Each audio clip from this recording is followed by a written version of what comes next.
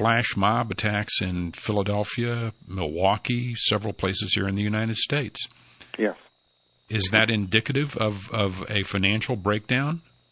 Yeah, that's a very common thing when governments wreck their economies. You begin to get that. I think that what we've seen already in the United States is just the beginning, and it's going to get a great deal worse. I mean, really big, nasty riots. At one point or another, these flash mobs are going to metastasize, and it's going to spread across huge parts of the heavily populated areas, just like it did in England a few weeks ago. And the reason I say that is that we've got a president who continually gives speeches about how the well-off are not paying their fair share. And so there are a whole lot of people out there who think the world owes them a living, and they're going to collect, and they're going to go after the well-off. The president has essentially legitimatized the hatred of the rich by doing this constant thing about they're not paying their fair share, they're not paying their fair share. So, you've got people who are living under bridges, living out of shopping carts under bridges, who are hearing this, and to them, anybody who's getting 3 meals a day is well off, is rich. So, I think what we've seen with the flash mobs so far is the beginning of class warfare. It is a pleasure for us to welcome to these microphones once again Richard Maybury. Richard, good morning, and thank you for joining us.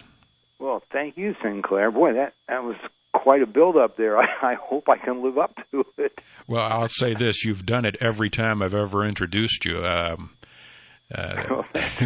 We had a similar introduction at the Wealth Protection Conference back in the spring, and at the end of your presentation, of course, there was a rousing ovation because you just inform us with so much great information. And I know that there is another edition of the early warning report going out yesterday, today, tomorrow, something like that. I think it was the day before yesterday. Okay, so there is a new edition ready for subscribers and readers to peruse. And if folks would like to find out how they can get on the list of subscribers, go to richardmaybury.com. richardmaybury.com is probably the quickest and easiest way. Yes, definitely. Okay. I would like to start out with what happened with the Federal Reserve and the idea of possible QE3, and right now we're being told it's not going to happen. I'm not sure that I believe it, but at least for today, I guess I can believe it. What are your thoughts on that and what the Federal Reserve has been up to lately and where they're headed? Well, I agree. It isn't going to happen today.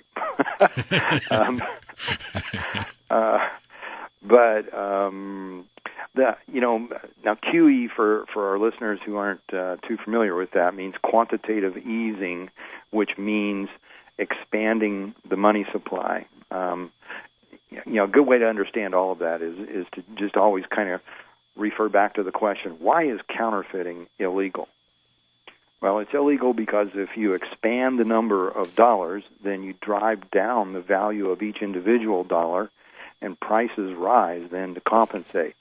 And that's what we call inflation. Inflation is an increase in the amount of money. You inflate the amount of money, and that drives down the value of each individual unit of the money.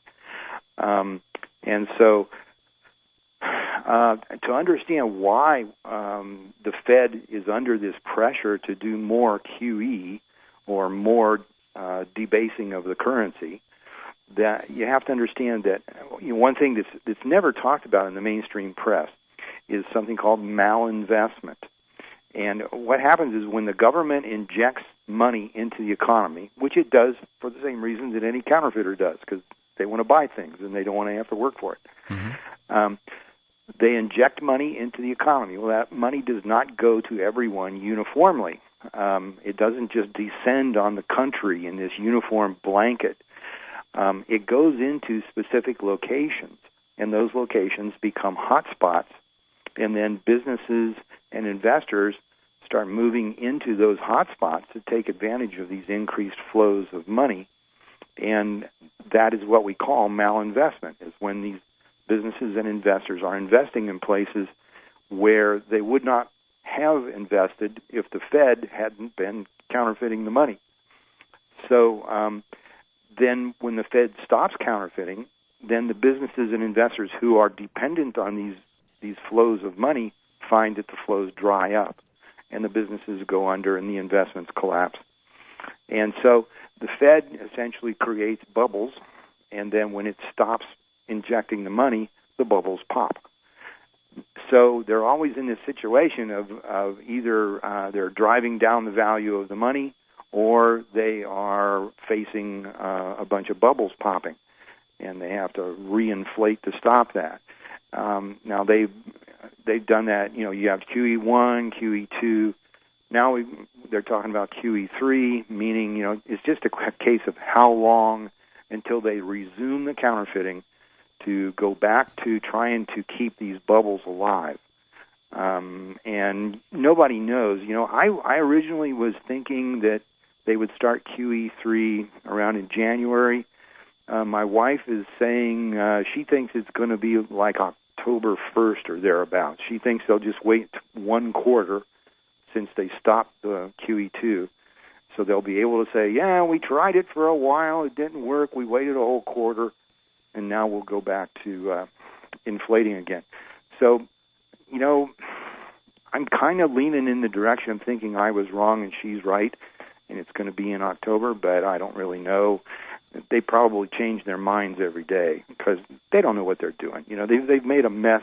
They've spent almost a century making this mess, and they have no idea how to get out of it. And that's probably one of the main points that everybody should understand, is that the Federal Reserve has been inflating the supply of dollars for almost a century, and today the dollar is worth just about 5 cents of what it was back when the Fed was first created. So they wiped out 95% of the value of the dollar. And they still don't, you know, after all this, a century, they still don't know how to get out of this mess. Once you get into inflating and creating the malinvestment, then you're in this cycle that's called the business cycle, and there's no way to get out of it without stopping the inflation once and for all, and take your shakeout. Just let the let the bubbles burst, and then wait for the trouble and ride through it, and then don't ever inflate again. They don't have the courage to do that. This understanding of malinvestment would explain why we've seen so many stimulus dollars being literally dumped onto the economy, but why we haven't really seen any effect for most of the American population, Main Street. We've seen Wall Street going through some boom times, but not Main Street. Right. Generally, the amount of money you get when the Fed starts injecting it depends on what your political connections are. The more well-connected you are, the more money you get. The typical individual walking down Main Street doesn't have political connections, so he doesn't get very much of the money, usually none at all.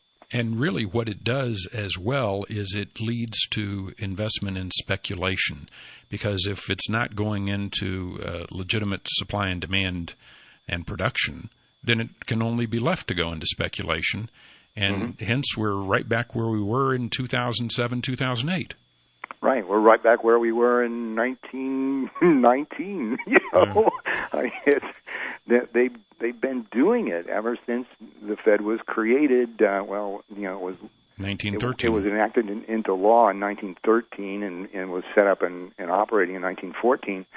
And they have just been inflating the money supply and then stopping and causing a recession, and then inflating the money supply to get out of the recession, and then stopping and then having another recession. This so-called business cycle is really misnamed. It's called the business cycle, but it ought to be called the Fed cycle.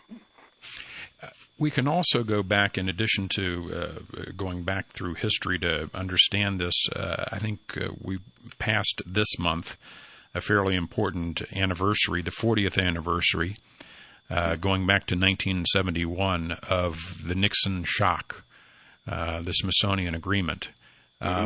Tell us why that is so important and what this relatively brief experiment in economics, 40 years over the lifetime of financial history. This is a very short period of time. How are we doing in this brief experiment, and where is it leading us? Are you referring to the article in this newsletter, this early warning report? No, but I haven't seen that yet. But I'll be darned. If you go back to when Nixon took us off of the gold standard, it is a fairly short period of time. Yeah, right. And it really hasn't happened before. Mm-hmm. It's interesting you bring that up, because that's a subject of my newsletter, Early Warning Report, this month. What I point out is that in 1971, the federal government had created huge amounts of dollars, mostly to support its welfare state, but also to support the war and all sorts of other things. And they were in a situation where at that time the dollar was actually a receipt for gold. Gold had been the main currency for savings and trade for thousands of years, and the dollar and all other paper currencies were receipts for gold. A person, let's say a Frenchman who had dollars, could come to the United States. He could go to the Treasury, turn in those dollars, and get gold for them. Well, the government was running out of gold. They'd printed so many dollars that they were running out of gold. The foreigners were just coming over here and taking all they could get their hands on, because they knew that the government was going to run out. So Nixon just announced, sorry, folks, we're not going to redeem the dollars anymore. You come here for turning in your dollars to get gold. We're not going to give you your gold. We're going to just give you another dollar, another paper dollar. And then they made that announcement, and then they held their breath to see what the world would do. And what happened was all the governments in the world said, wow, that's a great idea to not have to back your currency with gold. If we would just break the backing like the Americans have, we could simply print all we want, and we could finance all the crazy projects that we want. So the whole world, all these governments went in the same direction. Now, as you point out, and an extremely important point is that nothing like this had ever been done before in the history of the world. There were individual cases of governments breaking the link with gold. That was very common, in fact, in World War I. But they always went back on the gold standard, and they did not. It didn't spread. They weren't successful usually in getting very many other governments to go along with them. So there was always a case where most of the currencies in the world were backed by gold, and if your government went crazy and started doing the things that ours is doing today, you could just move your money to some other country where the currency was still backed by gold, and you might move yourself there too, because these sorts of situations are often accompanied by riots and other kinds of violence. So you always had a place to run to. Well, what happened in 1971 is the places to run to disappeared because the whole world went off the gold standard. And this was a huge experiment. It had never been done before. And essentially what Washington did was turn every American, you and me and all of our loved ones, into guinea pigs in this giant experiment. And this giant experiment's been going on 40 years now, and it's clear that the thing didn't work. There's obviously, you only need to look at the newspapers every few days to realize something really bad has happened. You may not know enough economics to know what it is, but very simply, the experiment is now blowing up the laboratory.